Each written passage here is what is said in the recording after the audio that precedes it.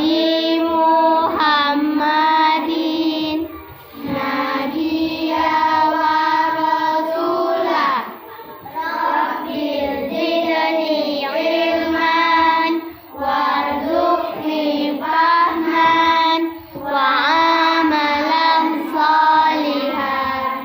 Aku ridho bertuhankan kepada Allah, beragamakan agama Islam, bernabikan Nabi Muhammad, yaitu utusan Allah.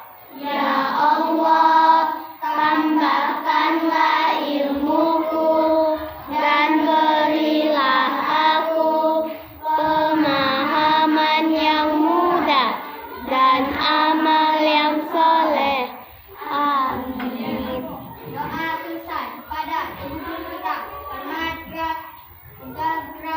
Assalamualaikum, Bu. Waalaikumsalam warahmatullahi wabarakatuh. Sebelum memulai pelajaran, biar semangat, ayo kita tetap semangat dulu ya. Kalian kamu mungkin ya.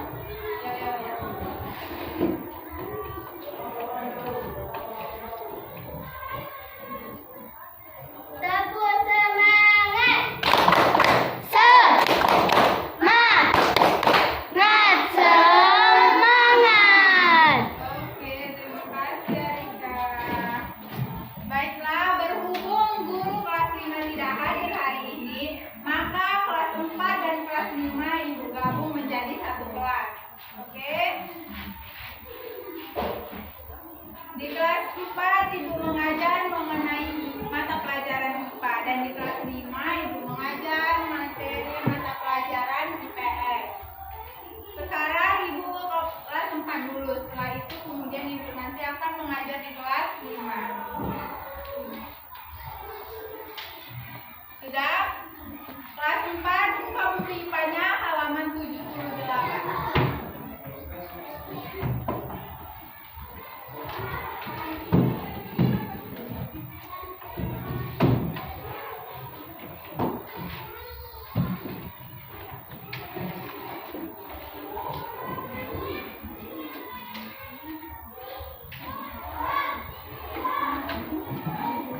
Sudah dibuka semuanya? Sudah, Bu. Pada hari ini kita akan belajar mengenai materi bagian tubuh hewan dan tumbuhan. Adapun tujuan pembelajaran kita hari ini yaitu pertama, siswa dapat mengetahui bagian-bagian dari tubuh hewan dan tumbuhan. Yang kedua, siswa dapat mengetahui fungsi bagian-bagian dari tubuh hewan dan tumbuhan yang ada di lingkungan sekitar sekolah. Sebelum kita masuk ke pembahasan kita mengenai bagian tubuh dari tumbuhan, ada yang tahu apa pengertian dari tumbuhan? Ya.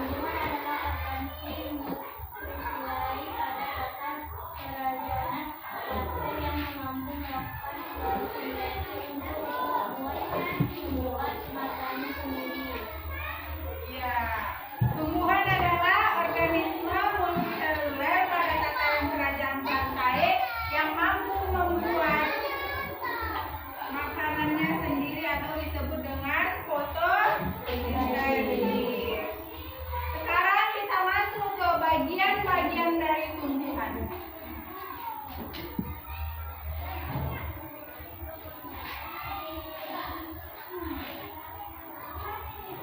Bagian-bagian dari tumbuhan. Yang pertama ada akar. Bagian tumbuhan yang penting yang tertanam dalam tanah atau beberapa ada di atas permukaan tanah. Yang kedua ada batang. Bagian tumbuhan yang berada di atas tanah. Yang ketiga ada daun. Daun adalah bagian tumbuhan yang tumbuh pada batang, umumnya berwarna hijau. Yang keempat ada bunga. Bunga merupakan bagian tumbuhan yang sangat menarik dan cantik. Dan yang terakhir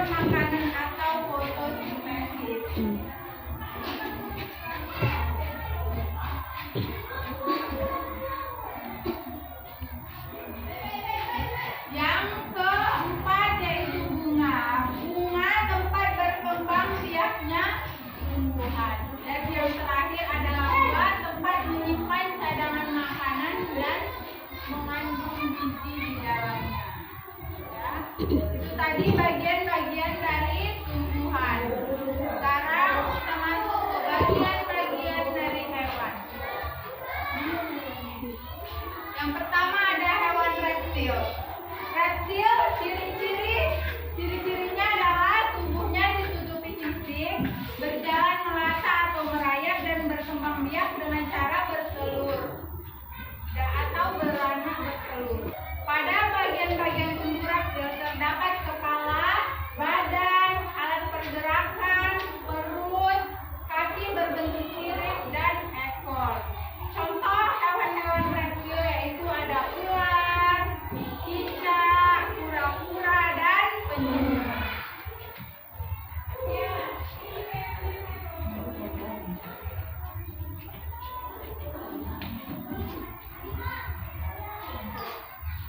Habitat reptil bergantung pada kondisi yang memungkinkan mereka untuk mempertahankan suhu tubuh.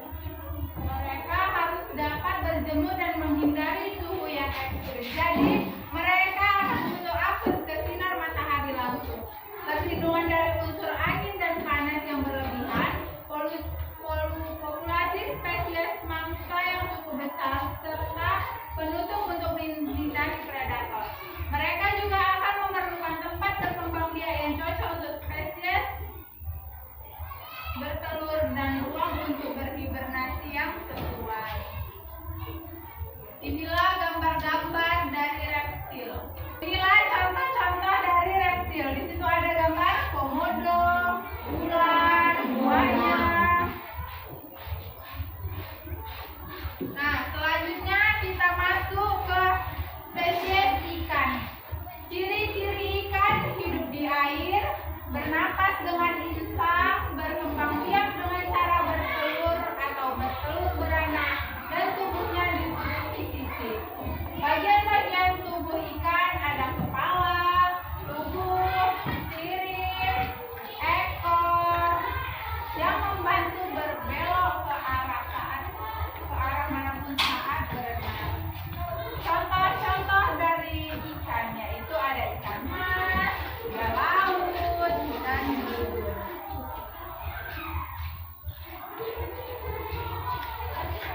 Habitat ikan air tawar, laut maupun air payau menjadi habitat ikan bertulang belakang. Beberapa spesies dapat mentolerir lingkungan dengan salinitas yang lebih tinggi daripada salinitas air laut secara umum.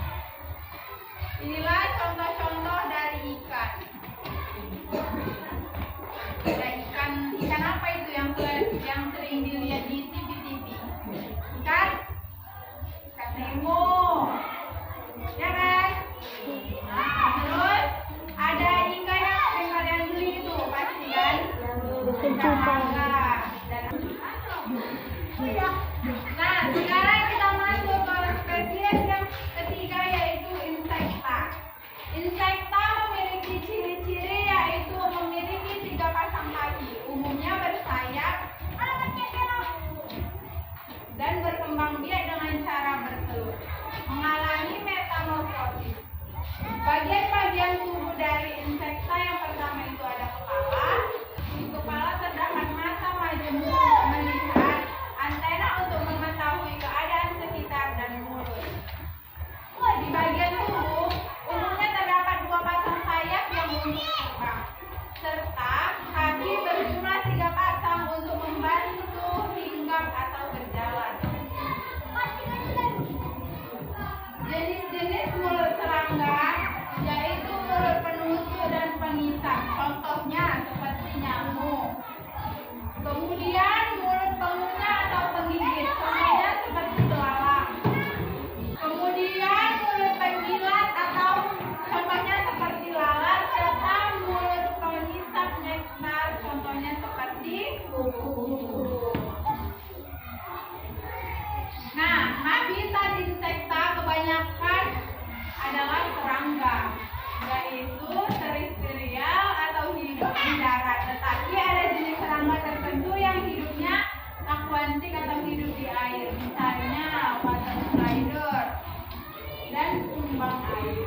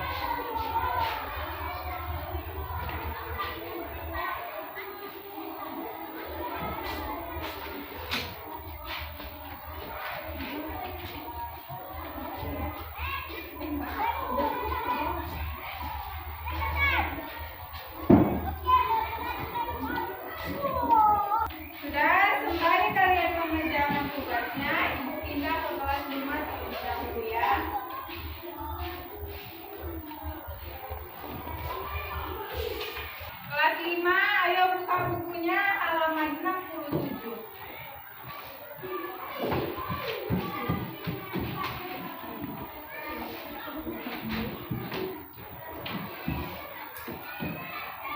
Materi kita hari ini penampakan alam dan buatan. Adapun tujuan pembelajaran kita hari ini yang pertama yaitu dapat mengetahui penampakan alam dan buatan di sekitar sekolah. Yang kedua, dapat mengetahui penggunaan penampakan alam dan buatan bagi kehidupan sehari-hari. Nah, sebelum masuk ke materi kita, ada yang tahu apa itu penampakan alam?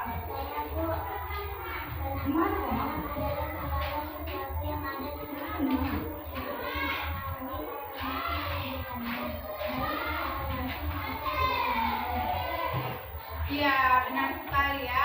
Penampakan alam adalah segala sesuatu yang ada di sekitar makhluk hidup dan mempengaruhi perkembangan kehidupannya, baik secara langsung maupun tidak langsung. Nah, sekarang ayo kita perhatikan ke layar.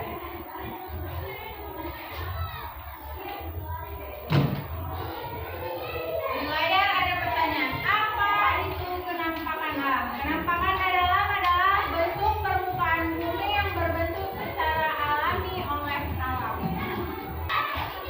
Contoh dari penampakan alam yang pertama yaitu ada gunung. Gunung adalah bagian daratan yang lebih tinggi dibandingkan bukit. Gunung memiliki banyak manfaat, baik kehidupan maupun bagi kehidupan manusia. Gunung menjadi sumber air bersih, tempat hidup berbagai jenis flora dan fauna, dan juga memiliki potensi pariwisata. Selain itu, gunung juga membantu menjaga kestabilan tanah, mencegah bencana alam, dan bahkan menjadi sumber energi geotermal.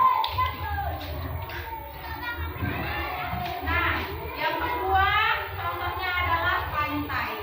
Pantai adalah perbatasan antara daratan dan lautan dengan pasir. Pantai memiliki banyak kegunaan, mulai dari wisata, rekreasi, hingga sebagai sumber mata pencarian dan habitat bagi berbagai spesies. Pantai juga berperan penting dalam melindungi wilayah pesisir dari abrasi dan sebagai tempat bertelur serta berlindung bagi banyak hewan di laut. Contoh yang ketiga yaitu adalah lembah. Lembah adalah daratan landai dan biasanya di lembah terdapat pepohonan atau beberapa daerah. Lembah dimanfaatkan untuk memiliki banyak fungsi. Di antaranya sebagai lahan pertanian yang subur, tempat penyimpanan air jangka pendek, dan habitat bagi berbagai jenis hewan dan tumbuhan. Selain itu, lembah juga berperan penting dalam mengatur aliran air, mencegah erosi, dan menjaga keseimbangan ekosistem.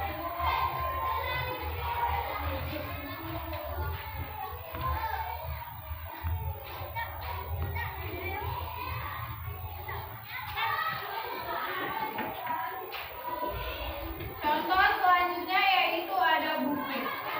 Bukit adalah permukaan tanah yang lebih tinggi dibandingkan dengan daerah di sekitarnya. Bukit memiliki berbagai manfaat, baik secara lingkungan, ekonomi, sosial maupun budaya.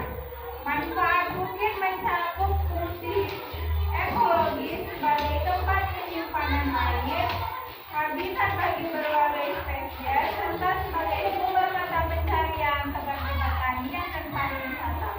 Selain itu, bukit juga dapat menjadi tempat wisata yang menarik, objek edukasi dan penelitian, serta memiliki peran penting bagi masyarakat.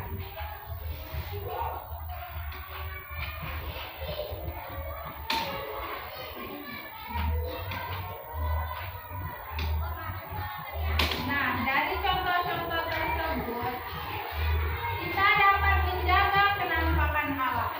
Yang pertama, tidak menebang pohon secara ilegal.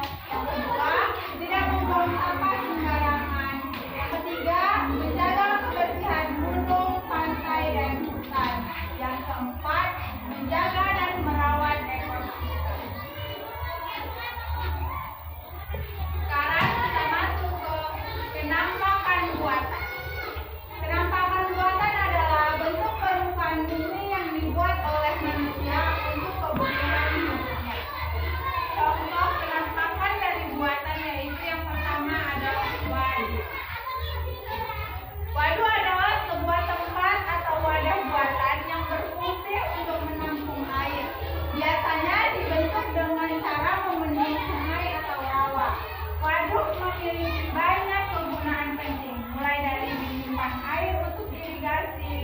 pembangkit listrik, hingga pengendalian banjir. Waduk juga dapat dimanfaatkan sebagai sumber air bersih, tempat budidaya perikanan, tempat wisata, serta area olahraga air. Yang kedua ada sawah. Sawah adalah lahan pertanian yang digarap dan diairi oleh untuk menanam padi. Sawah memiliki banyak penggunaan, terutama sebagai lahan pertanian untuk menghasilkan bahan pangan seperti padi, sayuran, dan jamu. Selain itu, sawah juga berperan dalam menjaga kesuburan lingkungan, mencegah banjir dan erosi, dan menyediakan tempat hidup bagi berbagai jenis tumbuhan dan hewan.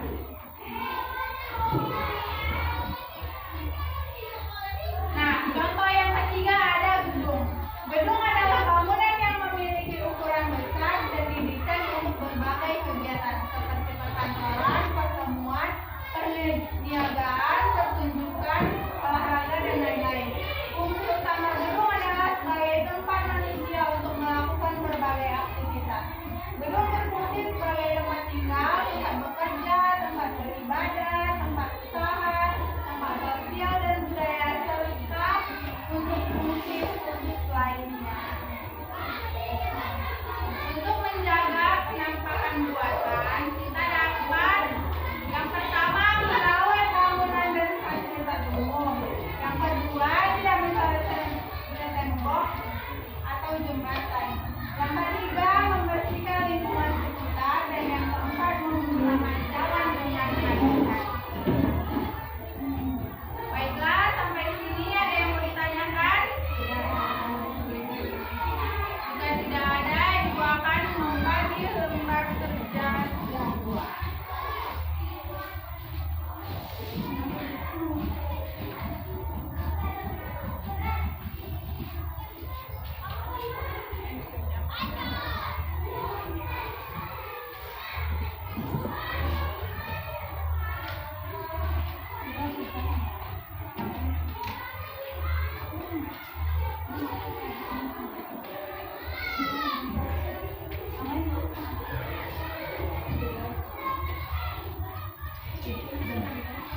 Sudah, kembali kalian mengerjakan, Ibu pindah kembali ke kelas 4. Oke?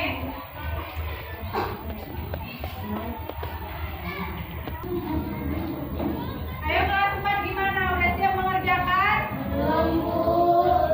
Oke, Bu kasih waktu 5 menit lagi untuk mengerjakan ya.